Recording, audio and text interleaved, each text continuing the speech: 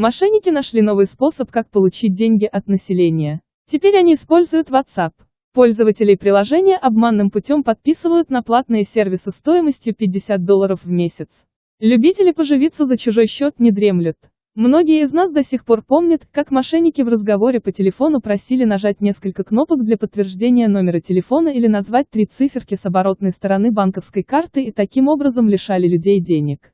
А классический способ «мама, скинь денег, я в беде» еще долго будет вводить в ужас родителей. Теперь злоумышленники пошли еще дальше. Для этого они используют стремительно развивающиеся технологии. Их жертвами становятся пользователи мессенджеров. В частности, такие случаи зафиксированы в WhatsApp.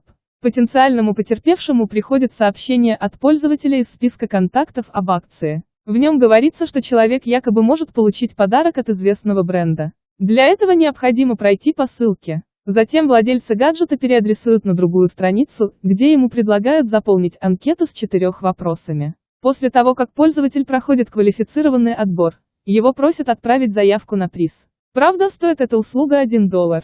При этом при вводе своих платежных данных он подписывается на платную версию сервиса.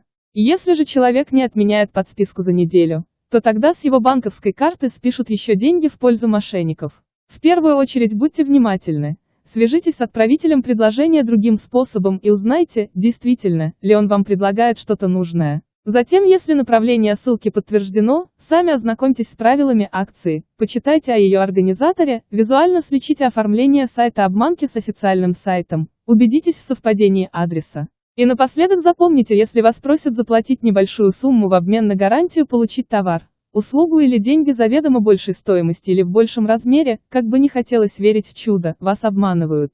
Если вы стали жертвой мошенников, незамедлительно письменно обратитесь в банк и правоохранительные органы. Небольшой шанс вернуть утраченное остается всегда.